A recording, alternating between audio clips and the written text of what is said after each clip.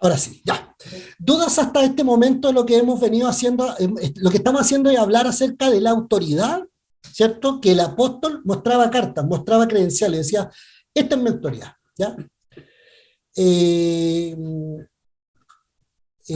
Hablé con Pedro, tuve conversaciones con él, tuve un encuentro personal en Damasco, me caí del camello al caballo, eso no tiene importancia, pero me caí, vi una luz, quedé ciego, replanteé todos mis conceptos filosóficos fariseos, los replanteé completo y tuve que volver a ver el prisma eh, de la relación de la deidad con el pueblo de Israel. Habla de que vio al Señor, él testifica en 1 Corintios capítulo 9:1, yo vi al Señor. Dice él que recibe de parte de Jesús las enseñanzas, recibe un llamado en Gálatas 1:1. Y todo esto le da la autoridad a él para poder interpretar con libertad soberana el Antiguo Testamento, ¿ya? Dice, el Gálatas 1:12 dice, yo recibí de parte de Jesús las enseñanzas. ¿Ah? A veces da crédito a otros cristianos de que le hayan enseñado a él también.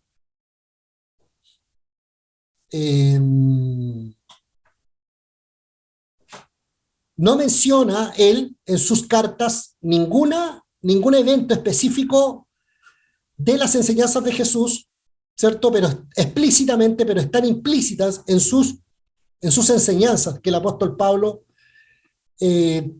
presenta. También él tuvo acceso a otras tradiciones cristianas tempranas.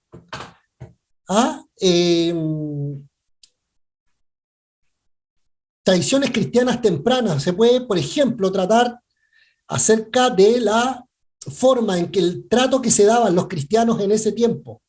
A eso se refiere a tradiciones cristianas tempranas. El trato, ¿cierto? La amistad que tenían entre los cristianos.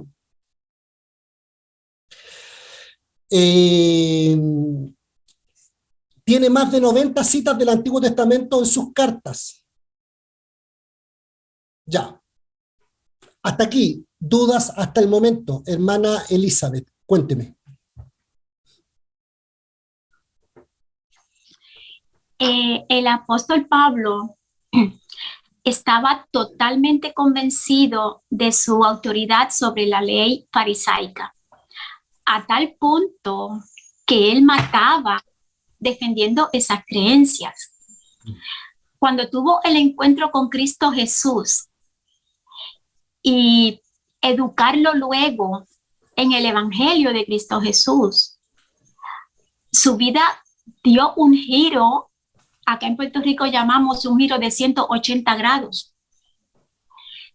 Y considero que eso tuvo que haberle afectado emocionalmente.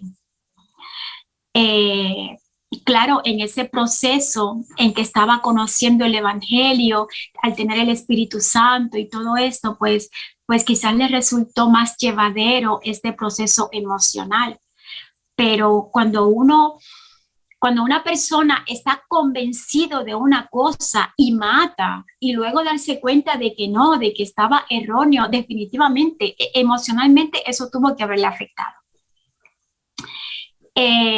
En segundo lugar, Pablo no estaba influenciado con los grandes filósofos de aquella época, pero sí tenía un gran conocimiento de las creencias filosóficas, de las escuelas filosóficas, de lo que enseñaban estos grandes filósofos. Él tenía un conocimiento grandioso.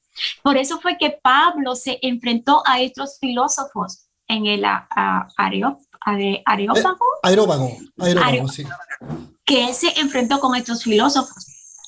Y sí, el Espíritu Santo estaba con él, pero es que Pablo también conocía grandemente estas ideas filosóficas.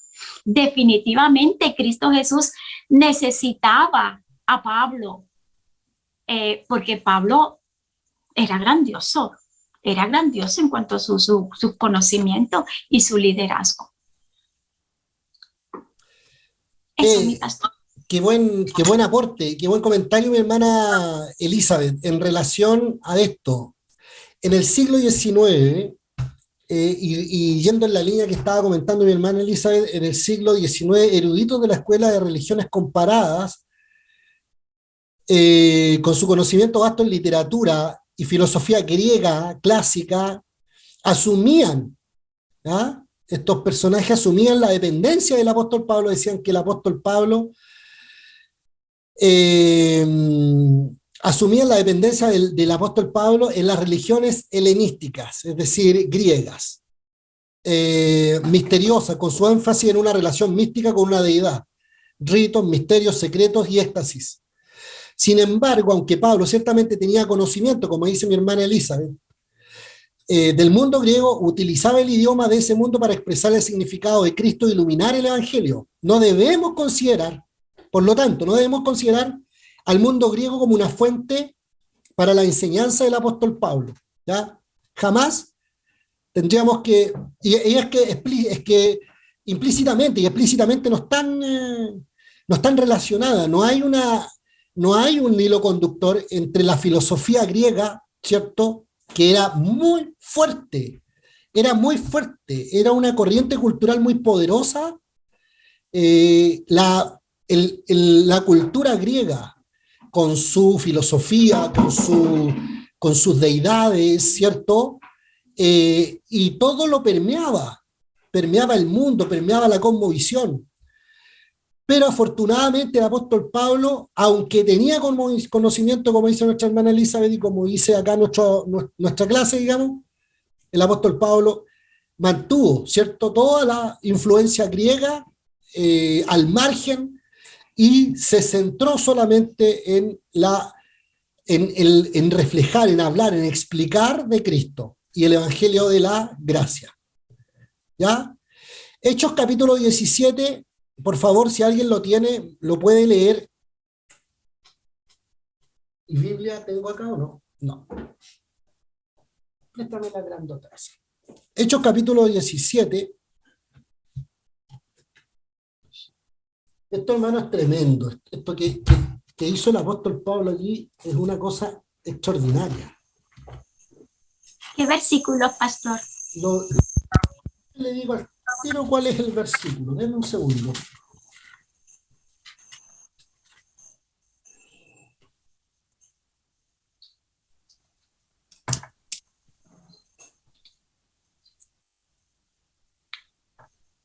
¿Cuál es el título en el capítulo 17? El título, hermana Elizabeth. Cristo. Tiene varios. Dice el alboroto en Tesalónica, Pablo y Silas en Berea, Pablo en Atenas. Pablo en Atenas. A ver, hermana Elizabeth, lee ahí Pablo en Atenas, el capítulo 17 del libro de los Hechos. Bien, comenzando en el versículo 16. Dice, mientras Pablo los esperaba en Atenas, su espíritu se enardecía viendo la ciudad entregada a la idolatría. Perdón, hermana Elizabeth. Perdón, hermana Elizabeth. Del 22 en adelante. 22. Entonces Pablo, puesto en pie en medio del Areópago, dijo: varones atenienses, en todo observo que sois muy religiosos, porque pasando y mirando vuestros santuarios, hallé también un altar en el cual estaba esta inscripción: al Dios no conocido, al que vosotros adoráis, pues sin conocerle es a quien yo os anuncio. El Dios que hizo el mundo y todas las cosas que en él hay, siendo Señor del cielo y de la tierra, no habita en templos hechos por manos humanas. Perdón, mi hermana Elizabeth, aquí lo que está haciendo el apóstol Pablo está reunido con la escuela, con la más selecta escuela filosófica griega en Atenas, en el lugar más importante de reunión de todos los filósofos griegos de la época. Está con la crème de la crème de los filósofos. Está parado frente a ellos y le está hablando el Evangelio, el apóstol Pablo. Y les está explicando y los está sacando de la concepción, de la cosmovisión de deidades que ellos tenían. Y les dice, ustedes como entienden la deidad, están equivocados, porque el Dios, ustedes como entienden la deidad, es un error. Porque la deidad, la verdadera deidad, tiene estas características. Y ahí le empieza a decir. Cuando a partir del momento en que le dice al Dios no conocido, le empieza a describir la deidad, que eran conceptos equivocados a cómo ellos entendían las deidades. Y le dice, al que vosotros adoráis pues sin conocerle es a quien yo anuncio de partida. No es una persona que, pum, yo conozco de acuerdo a mi criterio. Después le dice, el Dios que hizo el mundo, todas las cosas que en él hay, siendo el Señor de la tierra, no habitan templos hechos por manos humanas. Todas estas son, le está diciendo, este Dios no es como el Dios que ustedes creen que es. Amén. A eso le está diciendo. O sea, le está rompiendo todos los paradigmas que ellos tenían de la deidad, de cualquier deidad. No tiene forma de hombre, no habita en manos de... No se parece a nada que ustedes puedan observar. O sea, no tiene una forma que ustedes puedan decir ya, esto es un Dios, porque ellos tenían multiplicidad de deidades. ¿Ya? Quería que leyeran esa parte para que entendieran. Gracias, mi hermana Elizabeth. Quería que entendieran, que vieran, porque esa parte en que el apóstol Pablo definitivamente sí tenía conocimiento, ¿cierto?, de los conceptos griegos, de la filosofía y de las deidades griegas, pero su enseñanza rompió, o sea, lo que él explicó, rompió los paradigmas de lo que creían los griegos. A eso voy. O sea, muchos van a llegar y decir, oye, pero si el apóstol Pablo tuvo cualquier influencia griega, hermano, no. Y aquí mismo, en esos mismos versos, al final les dice, ¿cuál era la principal enseñanza de la filosofía griega, hermano? Yo lo enseñé en Historia de la Iglesia, me parece. Sí. La principal enseñanza de la filosofía griega era que lo material, todo lo físico era impuro, era sucio. ¿Ya? Todo lo natural, todo lo visible, todo lo material era impuro. Y existía una realidad paralela, que era lo espiritual. Y en lo espiritual las cosas son puras.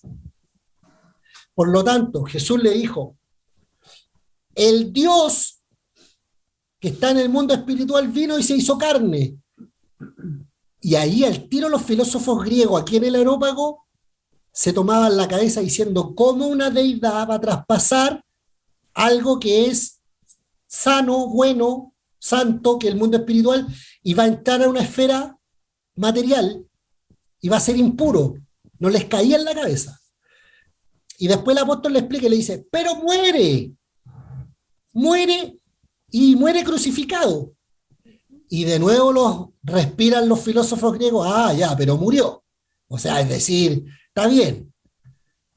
Qué bueno que haya muerto, porque se hizo de nuevo puro ese Dios. Y después le dice, pero resucitó. Y ahí ya dijeron, ¿sabe qué? Los filósofos le dijeron al apóstol Pablo, ¿sabe qué? Ya está hablando cosas que no corresponden.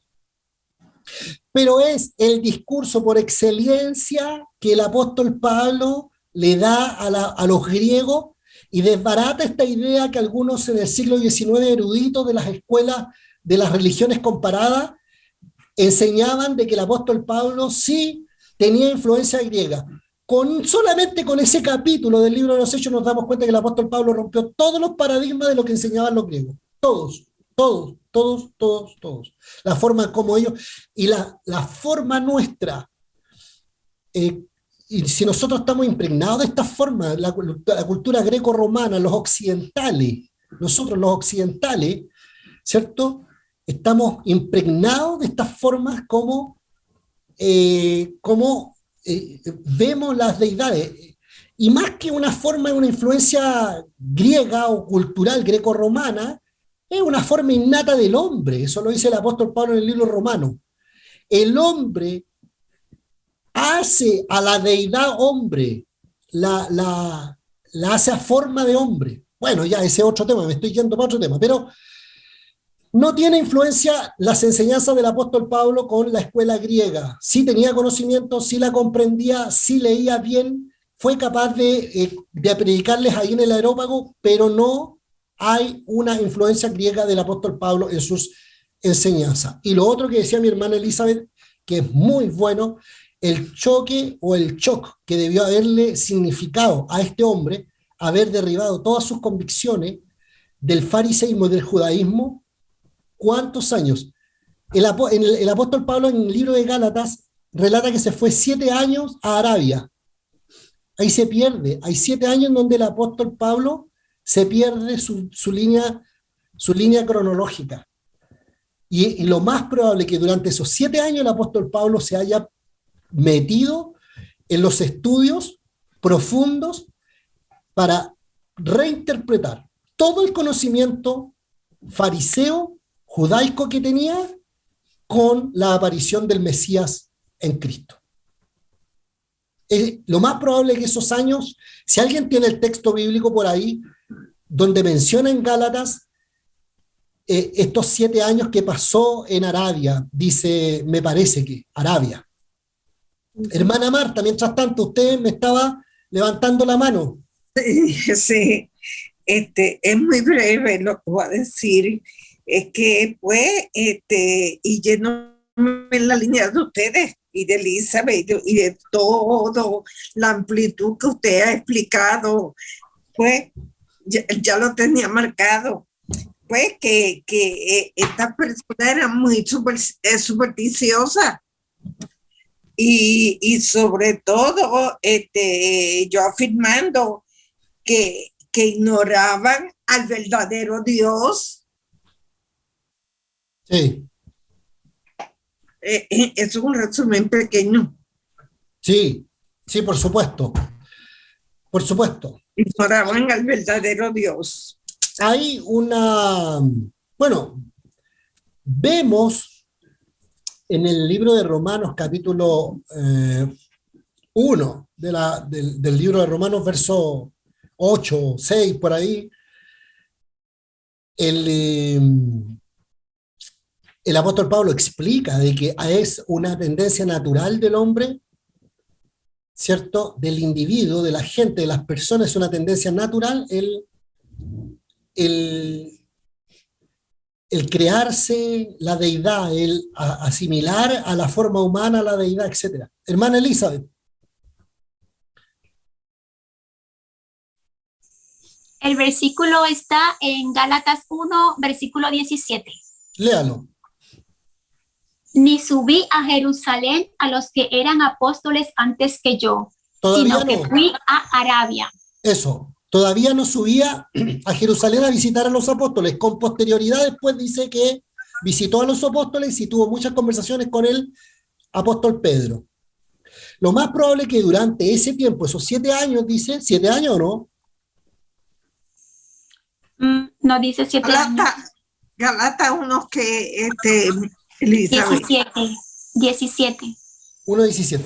Bueno, pero fueron 7 años que el apóstol Pablo en Arabia dice que lo más probable que fue el momento en que él se tiene que replantear que lo que dice, y el choque debió haber significado para él de haber sido un asesino por la causa del judaísmo, a pasar a ser un defensor del enemigo más importante del judaísmo, que era el cristianismo en ese momento. ¿Ya? El mundo de pensamiento de Pablo fue formado grandemente por su educación judía, había aprendido el Antiguo Testamento en el contexto del judaísmo de su día, sin embargo su conversión le forzó a reexaminar sus creencias judías. Por lo tanto, el judaísmo que encontramos en sus cartas es debido más por la elección consciente de Pablo que por otra cosa. Voy a seguir presentando más dudas, comentarios hasta el momento, por favor, mis hermanos, hermanas. Pastor, encontré los años. Dice, después pasado 3 años, subí a Jerusalén para ver a Pedro. Después de 3 años. 3 años. Sí, hay una referencia a otros años más. Por eso yo hablo de 7 años. 3 años y medio, algo así. En un lugar, 3 años y medio en otro. Y es la suma de... Mire, según los estudios dicen que el apóstol Pablo, antes de ir a hablar con los apóstoles, estuvo 10 años en total. ¿Ya? No tengo acá la cita donde aparecen los periodos de tiempo, pero cronológicamente debe haber pasado el apóstol Pablo 10 años antes de visitar a los apóstoles y en esos años fue en donde él reconvalidó y se replanteó, ¿cierto?, toda su filosofía judía con este... Y teología también, sí, su sí, teología. Su teología, su conocimiento. Su teología, su doctrina. Sí, sí, mi hermana Marta. Hermana Julia, Dios le bendiga. Amén, Señor les bendiga a todos. Según, ¿verdad?, la vida de Pablo, del apóstol Pablo, y de sus enseñanzas, la explicación que nos daría a esa pasión por el Evangelio es que el apóstol Pablo estaba revestido totalmente de Jesucristo, porque las mismas enseñanzas de él, si usted ve en ese mismo Pablo en Atenas, que él dice que él predicaba y la gente misma le preguntaba que querría decir toda esta palabrería, que obviamente era desconocida para ellos. La única respuesta que, ¿verdad?, yo personalmente puedo tener en mi corazón es que él estaba totalmente revestido de Jesucristo, porque muchas veces cuando escuchamos su discurso, estamos escuchando al mismo Jesucristo. ¿Comprende lo que quiero decir, no? Sí, Él estaba totalmente revestido del poder de Jesucristo. sí, Amén, amén. sí, sin duda. La Sin duda. identificación con Cristo. Hablando de qué es lo que estamos hablando nosotros acerca de la autoridad, ¿ya? Con que el apóstol Pablo escribía sus cartas, presentaba sus cartas. No olvidemos que el apóstol Pablo llega al punto de tener que defender su apostolado, su ministerio, el ejercicio de sus funciones, las enseñanzas que él entregaba. Ahora, ¿dónde estaba su autoridad en todo esto? En el acabado conocimiento del judaísmo, en el acabado conocimiento del Antiguo Testamento, la cantidad de conexiones que hace desde el Antiguo Testamento hasta Cristo, el conocimiento, el acabado conocimiento del mismo, la cultura griega, digamos, aparte de su idioma, su conocimiento griego, el haber dicho, las enseñanzas yo las recibí directamente de parte de Jesucristo. Todo esto es inspirado por el Espíritu Santo posteriormente para que él lo escriba, lo deje registrado. Entonces hay un círculo virtuoso en esto, en donde podemos tener la tranquilidad del nivel de personaje que era este hombre que escribe nada más ni nada menos que 13 cartas del Nuevo Testamento, es decir, más de un 25% del Nuevo Testamento está escrito por este hombre. Dentro de sus obras más magníficas, yo en lo personal, de acuerdo a lo que yo he estudiado, la obra más magnífica del apóstol Pablo no son sus viajes, cierto que muchos ya han hecho sus mapas, no es la cantidad de iglesias que levantó, no es el sufrimiento, los azotes, las persecuciones que sufrió. Desde mi punto de vista, la mayor obra del apóstol Pablo fue haber explicado la gracia, hermano. Haber dicho, habernos revelado a nosotros, generación tras generación, después de milenios de años, habernos hecho darnos cuenta, traer luz sobre lo que significó el que por gracia nosotros hayamos sido salvos, y no por obras. Todas las religiones exigen obras. Todas las religiones exigen obras para alcanzar una simpatía con sus deidades. El apóstol Pablo sale de todos esos conceptos de adoración a los tipos de deidades y llega a la conclusión de que todo es por gracia, que ni siquiera nuestras obras son dignas delante de Él, y si no fuera por Cristo. Y eso es, hermano, eso es la obra más magnífica del apóstol Pablo, a mi parecer. Es admirable sus viajes, es admirable sus iglesias que levantó, son admirables sus cartas, son admirables sus enseñanzas, pero habernos traído luz sobre lo que significó la gracia debe ser la obra más magnífica de este apóstol Pablo. Hermano Félix, por favor, antes de seguir con esta clase que está preciosa, encuentro yo, ¿ah? Cuénteme. Bien, entiendo que hay un momento en el camino a Damasco que tiene que ver con la ceguera. La ceguera de Pablo no es solamente física, es espiritual también. Por eso, cuando llega donde Ananías, recibe la vista tanto física como espiritual. Y el gozo que recibe de haber estado de frente a Cristo lo lleva, como decimos el refrán, el ciego que nunca ve, cuando ve, se vuelve loco. Eso fue lo que obró en Pablo, que lo llevó a ese celo y a atreverse a hacer todas las cosas que hizo, de enfrentarse con todo lo que tuvo que enfrentar. Amén. Eso es lo que entiendo yo con la cuestión de la ceguera de Pablo. Hermoso aporte, hermano Félix, hermoso aporte. Hermana Marta. Sí, o sea, estoy completamente de acuerdo con mi hermano, pero también la doctrina que utilizaba Pablo, que hacía hincapié en la soberanía divina de Dios, y para ello él empleaba una variedad de vocablos, tales como predestinación, escoger, el llamado, el propósito, la voluntad, el beneplácito, etcétera. Eso estaba en su doctrina. Sí, por eso, no, pero es que es brillante. Son 13 cartas en donde, si nosotros enumeráramos toda la enorme cantidad de enseñanzas que nos dejó. Sabio.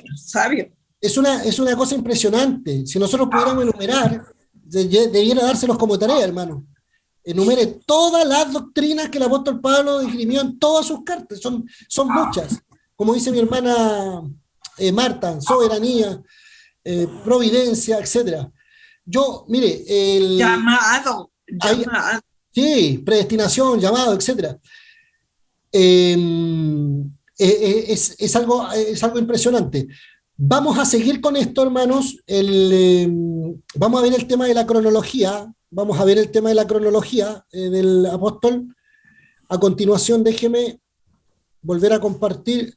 Ahora parece que está un poquito más rápido esto. Vamos a ver el problema con una cronología de la carrera de misiones de apóstol Pablo.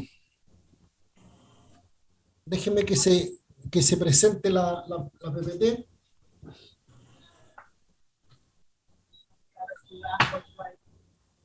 Vamos un poquito atrasados, hermanos, pero esto hay que masticarlo. Tratemos de masticarlo bien para que nos tengamos otra perspectiva, no solo del libro de los Hechos, hermanos, sino que todas las cartas del apóstol Pablo las leamos con esta perspectiva nueva, no nueva, sino que siempre ha existido, digamos. Bien.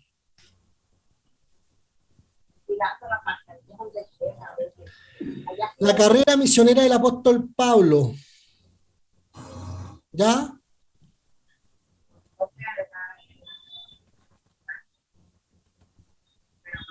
La carrera misionera del apóstol Pablo, fechas aproximadamente.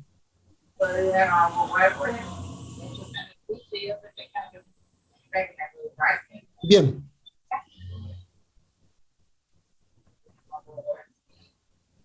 Escúchenme esto. El problema de Pablo, el problema con una de sus cronologías, o con la cronología de la carrera del apóstol Pablo, el problema es el siguiente. Pablo no se refiere mucho a su vida anterior de los viajes. Antes de los viajes no se refiere mucho a su vida. veíamos el episodio de haber estado aproximadamente 10 años antes de ir a Jerusalén. Tenemos más información biográfica de Pablo gracias a los escritos de Lucas y de Hechos. Esta es una posición tradicional. ¿Alguien tiene el micrófono dado? Por favor, silencien su micrófono. Sin embargo, algunos eruditos argumentan que el procedimiento correcto es empezar con las cartas de Pablo y relegar Hechos a una fuente de segunda clase para ver, ¿cierto?, la cronología del apóstol, ¿ya? Sin embargo, entonces algunos eruditos argumentan que el procedimiento correcto para ver la cronología del apóstol es empezar con las cartas de Pablo y relegar a Hechos a una fuente de segunda clase. Los resultados difieren en varias maneras de la cronología tradicional. No es legítimo relegar Hechos a un estatus de segunda clase. Tenemos que utilizar las cartas de Pablo en la reconstrucción de la cronología de su vida y también aprovechar lo que nos provee el libro de los Hechos. Las dos cosas juntas. No podemos marginar el libro de los Hechos para poder hacer un análisis de la cronología del apóstol Pablo. Estos se complementan, estos dos libros, las cartas y el libro de los Hechos. De todos modos, no hay mucha información cronológica o biográfica en sus propias cartas. H. Campbell, o T.H. Campbell, ha hecho una comparación cuidadosa de lo que Pablo dice acerca de sus movimientos en sus cartas, con lo que dice Lucas en Hechos, y hay una correspondencia increíble. ¿Ya? Vamos viendo. Antes de su conversión, antes de su conversión,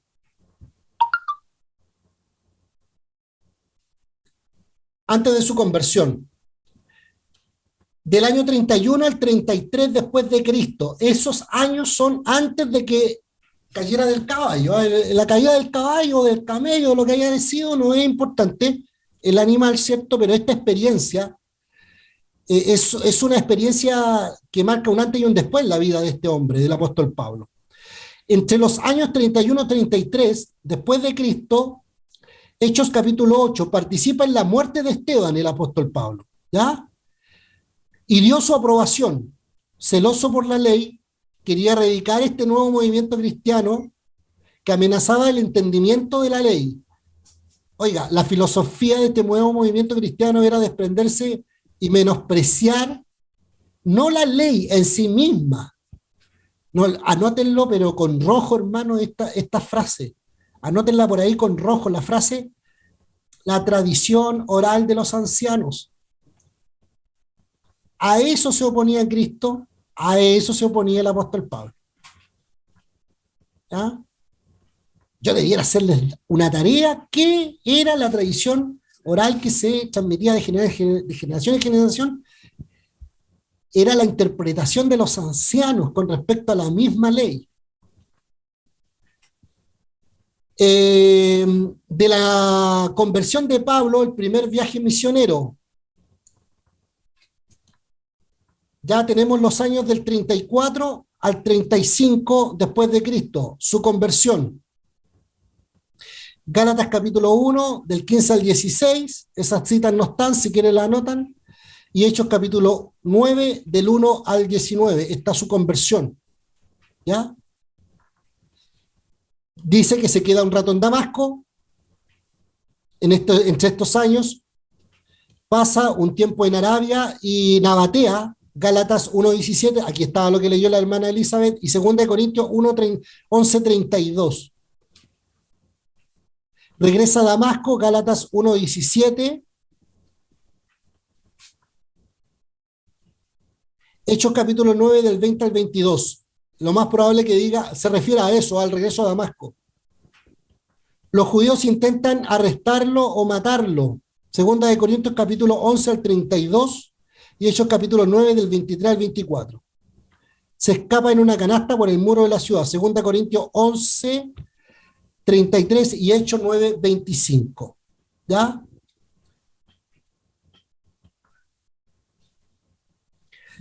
De los años, entonces tenemos del año 31 al 33 antes de su conversión.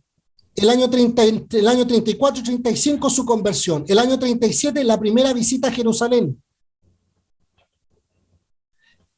3 años después de su conversión, visita a Pedro, es lo que decía Gálatas capítulo 17. Eso está en Gálatas capítulo 1, verso 18.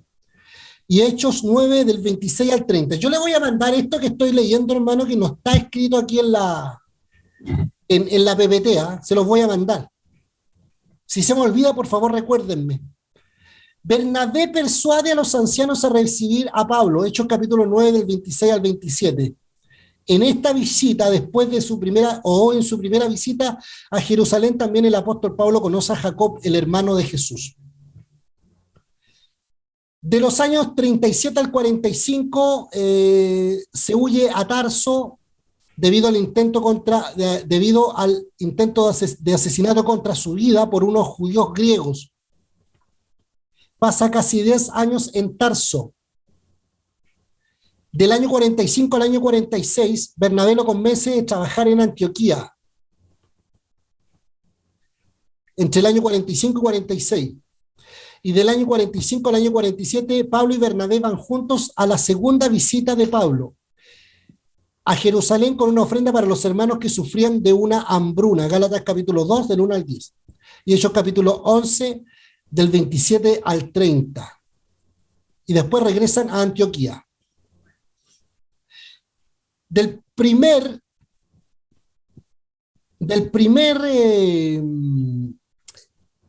No había avanzado la PPT, ahí avancé la PPT, hermano. Del año 45 al 47, Pablo y Bernabé van juntos a la segunda visita de Pablo a Jerusalén con una ofrenda. Del año 46 al 48, el primer viaje misionero. Del año 48 al 49, van a Jerusalén para el concilio apostólico.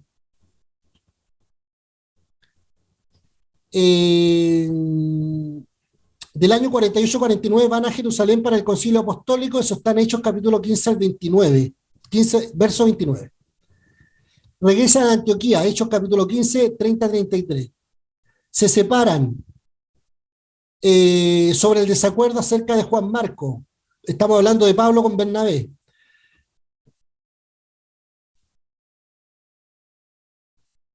No me avanza la hoja. Dame un segundo.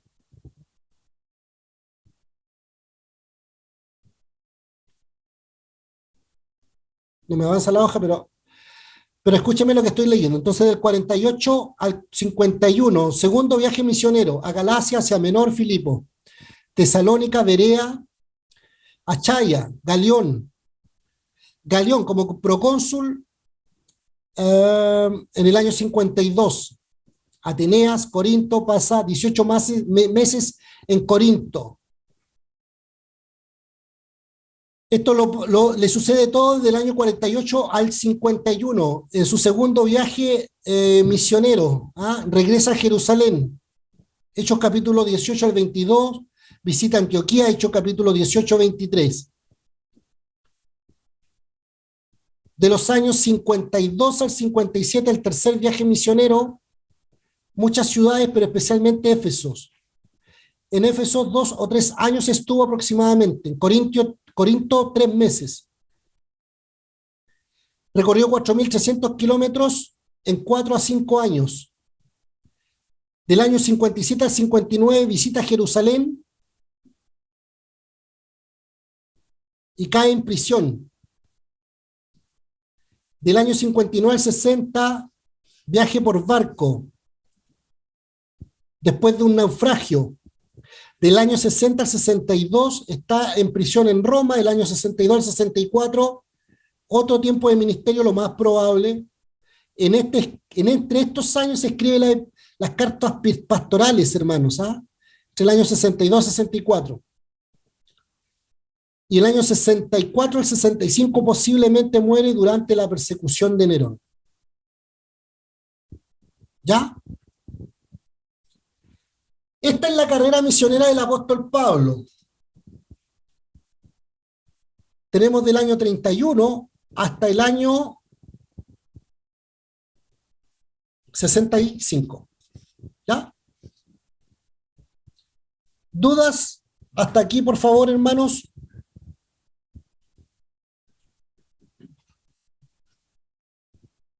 Con respecto a la cronología de los eventos del apóstol Pablo. Hermana Elizabeth, cuénteme. Sí. Aportes, comentarios. dudas.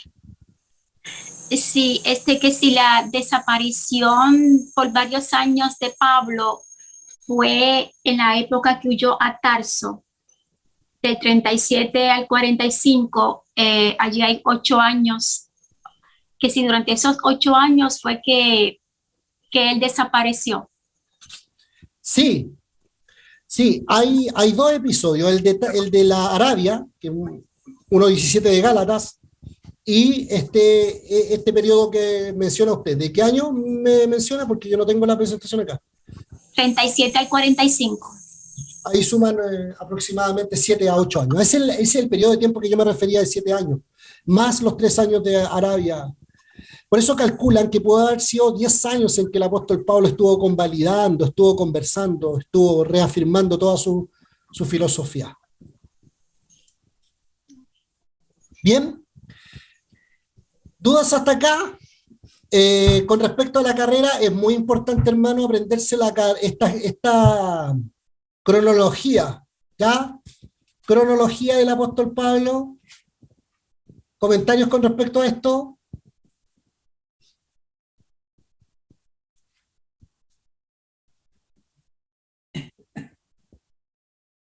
Vamos a hablar de las cartas, cómo eran las cartas, ¿ya? En la antigüedad. Denme 15 minutos más y terminamos. Ya.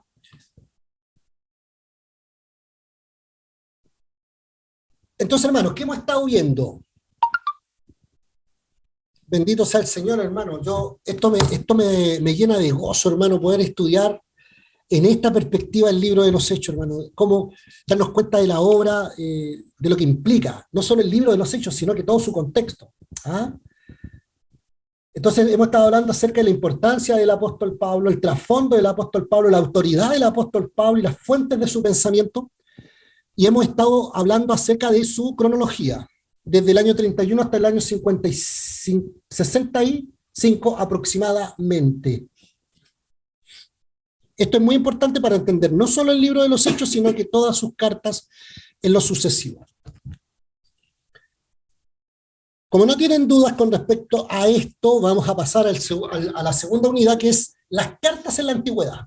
¿Ya? Vamos a ver qué pasaba con esto de las cartas. ¿Cómo eran las cartas antiguamente? Había un servicio postal imperial, desde el César. ¿Ya? Pero solamente ese servicio postal era para asuntos oficiales y no para asuntos generales, según Harrison. Si están leyendo el libro de Harrison, hermano, en la página 251, explica esto. Posteriormente, este servicio postal llega a ser establecido como un método popular, pero originalmente era un servicio postal solamente que podía usar el imperio. Normalmente 4 personas estaban involucradas en el proceso de la comunicación postal. Habían 4 personas que participaban en la confección, creación, distribución y hacer llegar y destinatario de una carta. El autor era uno, el secretario. A veces el autor no era el que escribía, sino el que hablaba la carta, decía lo que tenía que decir, y se usaba un secretario. El mensajero y el remitente, o el que recibe, el receptor. ¿Ya? 4 personas estaban involucradas en el proceso de una comunicación postal. El autor, el secretario, el mensajero y la persona que recibía la carta. Eso también está en la página 250 del libro de Harrison que están leyendo, hermano. ¿Ah? Durante el periodo griego se utilizaban secretarios y notarios públicos para la redacción de cartas debido al frecuente analfabetismo o educación limitada y a los inconvenientes de mantener materiales de escritura a mano en buenas condiciones. Era muy caro, hermano, confeccionar cartas, ¿ya? Era muy caro. Había mucho límite postal y mucho límite en relación al alfabetismo. Muchas veces los secretarios formulaban las cartas en un lenguaje apropiado en términos del sentido general de lo que el autor deseaba transmitir. ¿Ya? Según Harrison, página 250. Esto es contexto histórico con relación a las cartas. Normalmente las cartas eran escritas en papiro. ¿Ya?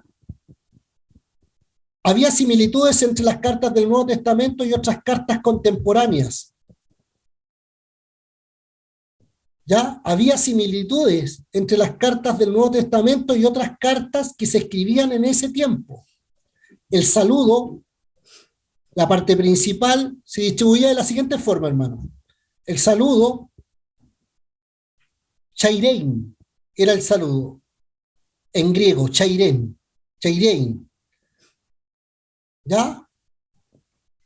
La parte principal, el objeto de la carta, saludos y palabra de despedida. Esa era la confección de las cartas del Nuevo Testamento, que tenían mucha similitud con cartas que se escribían en ese momento, en ese tiempo histórico, digamos. La diferencia entre las cartas del Nuevo Testamento y otras cartas contemporáneas, un saludo y una despedida de gracia y paz, era la diferencia con otras cartas, y en lugar de un saludo, despedida secular. Las cartas de Pablo a veces contenían unas palabras de acción de gracias por sus lectores después de un saludo. Y las cartas del Nuevo Testamento cierran frecuentemente con una doxología o bendición. ¿Ya? Esa era la diferencia entre las cartas que se escribían en ese momento histórico y las cartas del Nuevo Testamento. Formato de las cartas en la antigüedad. Epístola o carta. Vamos a ver la diferencia entre epístola y carta. La epístola es un intento literario consciente cuyo propósito es su publicación. La carta es de carácter privado. Perdónenme, hermano, hermanas. Repito, la diferencia entre epístola y carta. La epístola era un intento literario consciente cuyo propósito era publicar algo, dejar registrado algo. La carta era más bien de carácter privada y está escrita para una ocasión específica, careciendo del propósito de llegar a la posteridad. ¿Ah? Mi esposa todavía guarda las cartas de amor que yo le mandaba y cuando las lee se ríe porque era una carta, ¿cierto?, de una ocasión específica que carecía del propósito de llegar a la posteridad. Bueno, aunque ahí le digo que yo la amaba y todavía la sigo amando, así que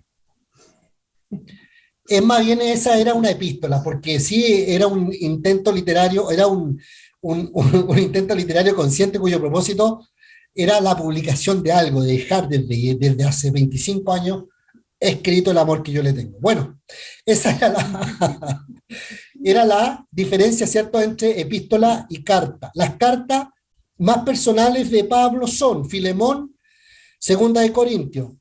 Las menos personales es Romanos. J. Weiss opina que las cartas de Pablo no son creaciones del momento, sino que tienen un pensamiento cuidadosamente elaborado. ¿Ya? No tiene las improvisaciones que constituye una carta ordinaria. Esto está todo en el libro de Harrison, hermano, que yo le estoy diciendo que lean, ¿cierto? De página, esto está en las páginas del 252 y 253. Aunque las cartas de Pablo son muchas veces de carácter ocasional, Pablo escribe con autoridad apostólica que le daba a las cartas un carácter normativo para otros tiempos y lugares. Las cartas tenían uso en otras congregaciones después de haber servido su propósito ante el círculo original, es decir, eran circulantes, circulaban. A los corintios les daba fuerte el apóstol Pablo, pero también esa misma carta la leían en Éfeso, Colosa, etc. Las cartas del Nuevo Testamento. Bueno, vamos a dejar hasta aquí esto, vamos a empezar a ver las cartas del Nuevo Testamento entonces a contar de la próxima semana, mis amados hermanos, hermanas en Cristo Jesús. Hoy partimos la clase harto, yo echo de menos a varios acá. ¿Ya? Vamos a avisar ahí en el grupo que estamos en clase del libro de los Hechos, que estamos estudiando, ¿cierto?, la vida, el ministerio y las cartas de Pablo, que vimos en el libro de los Hechos, que al ir revisando cada carta, vemos una conexión directa entre el libro de los Hechos, vemos la formación de este apóstol, vemos el contexto de cómo se escribía, quién escribía, cuánto se demoraba, cómo era el sistema de las escrituras de las cartas, etcétera. Y esto es enriquecedor, hermano. Estoy haciéndole... Sí, voy al tiro a mi hermana Marta. Estamos en este curso, cerca de 12 semanas, vamos a ver prácticamente más de un 50% de todo el Nuevo Testamento, si no más. Así que esto es muy, muy bonito. Hermana Marta, tan ansiosa que está. Sí, es que tengo aquí una pequeña información de Pablo que dice que le hablaba a dos clases de creyentes, a los carnales y a los espirituales. Sí, sí. O sea, para mí, pues yo sé que fue así, pero que entre lo que estoy leyendo, pues encuentro pues información y yo dije, espérate, déjame. Sí, eso tiene ahí lo explica, ahí mismo donde habla acerca de los espirituales y los carnales, explica ese contexto, digamos. Habría que echarle un vistazo ahí al más profundo. Sí, allá nos desviaríamos más y la haríamos más fino. Hermana Elizabeth, antes que se me apague el computador, tiene 3 segundos. Si el servicio postal que existía en aquel entonces era solamente el del imperio, ¿significa que Pablo utilizaba este servicio postal para enviar sus cartas? Mire, no lo mostré, pero menciona los años, más o menos, en que se masifica el servicio postal. Originalmente era solamente un servicio imperial, pero posteriormente se comienza a abrir. Si todo esto, hermano, todo esto está... sí, vida. Todo esto está dirigido por una mano soberana de Dios. Justo en el momento en que comienzan a circular las cartas de Pablo, hay una apertura del servicio postal. La próxima semana les voy a traer la cronología de los años en que funcionaba como servicio postal exclusivo y comienza a abrirse a la posibilidad de cartas más personales. Otra pregunta. Las 4 personas que estaban involucradas era el autor, secretario, mensajero y recipiente. ¿Significa que Pablo tenía un secretario? Sí. Y ese secretario pudo haber sido un esclavo, ya que en aquel entonces existía la esclavitud y a veces utilizaban a esclavos para este menester. Pastor Jonás, el secretario que Pablo tenía era Lucas. Sí, tuvo otros. Tarea para la casa, pero tuvo otros. Hay uno mencionado, no me recuerdo bien el texto bíblico ni dónde lo menciona, pero hay un nombre de un secretario. No es necesariamente los esclavos, no es necesariamente el esclavo. No. El secretariato era una profesión muy exclusiva, ¿ya? Y era como una especie de notaría. Había mucho secretario, era una profesión muy exclusiva, no eran necesariamente los esclavos, y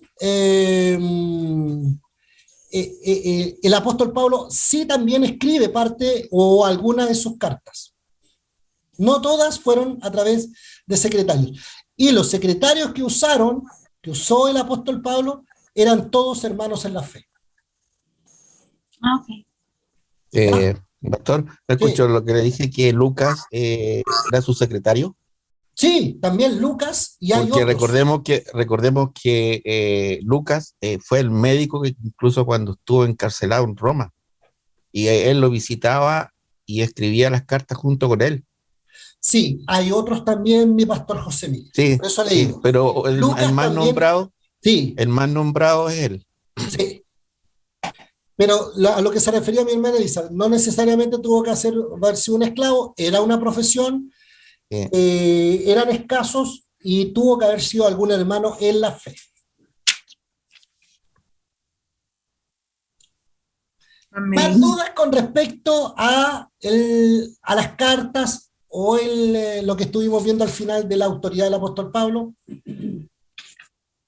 La próxima semana ya vamos a ver, vamos a comparar las cartas. Las cartas, vamos a verlas en perspectiva de las cartas propiamente tal. Hermana Julia. Dice aquí que y el secretario de Pablo, Tercio Él era. y Aristarco, Lucas y Timoteo. Sí. Tercio, sí, es uno de sus secretarios. Lucas también es secretario. Timoteo y Aristarco. Sí. No estoy seguro de Timoteo, pero Tercio y Lucas sí aparecen confirmaciones bíblicas de que eran secretarios. Sí. Ya. Dios les bendiga, mis hermanos, mis pastores, mis hermanas. Un abrazo grande. Gracias por participar. Voy a hablar con el director porque hay mucho ausente. Veo mucho ausente en el libro de los Hechos. Sí, y mi los pastor, puertorriqueños hicieron la clase también. Eso, sí, no, importante. Carita feliz para todo Puerto Rico hoy día. Pastor José mi Miguel. pastor, yo creo que la mayoría se asustó por el tema de los trabajos. No es nada. Sí, Los sí, mapas todavía tienen tiempo. Los mapas, no, sí, pero yo creo que por ahí va el tema, porque sí.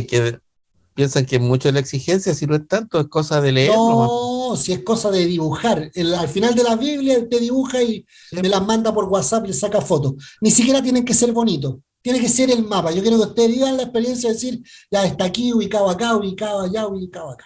Ya. Se las voy a volver a mandar. Hecha por mi dedo. A mano. Así tiene que ser, a mano, como el secretario. A mí me encanta. Ya, perfecto. Mi hermana Julia, Dios le bendiga. Yo le voy a dejar la oportunidad a usted para que ore por el fin de esta clase de... Hermana Elizabeth, ¿iba a hablar? ¿Perdón? Amén. ¿No? Ya, está bien. Hermana Julia, Dios le bendiga. Ore por la bendición final de esta clase. Cómo no, inclinamos nuestros rostros para orar.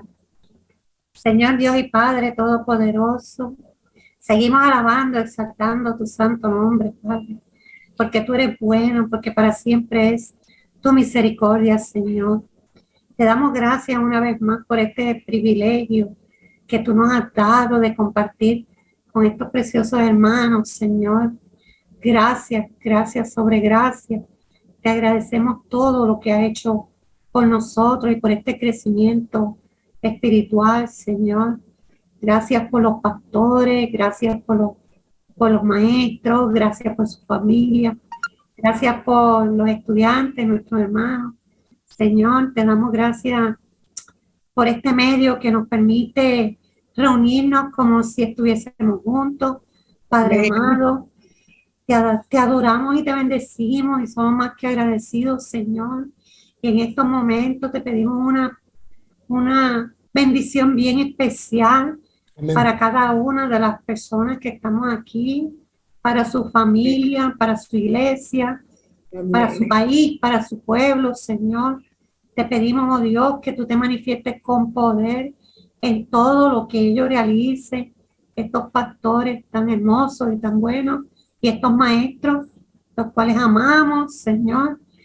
Te pedimos, oh Amén. Padre, que tu presencia, Padre Santo, esté con ellos, así como con el apóstol Pablo, dirigiéndolos, guiándolos, hablándoles en su corazón, enseñándoles cada día más, abriendo sus ojos espirituales, dándoles mucho conocimiento, Señor, y sobre todo una devoción profunda, que tu Santo Espíritu arda en sus corazones que la llaman, Padre Santo, que tu Santo Espíritu nunca se apague, que siempre arda en nuestros corazones y nos dé ese deseo vehemente de seguir enseñando a otros, de seguir hablando de esta palabra, de seguir ayudando a los necesitados, Señor.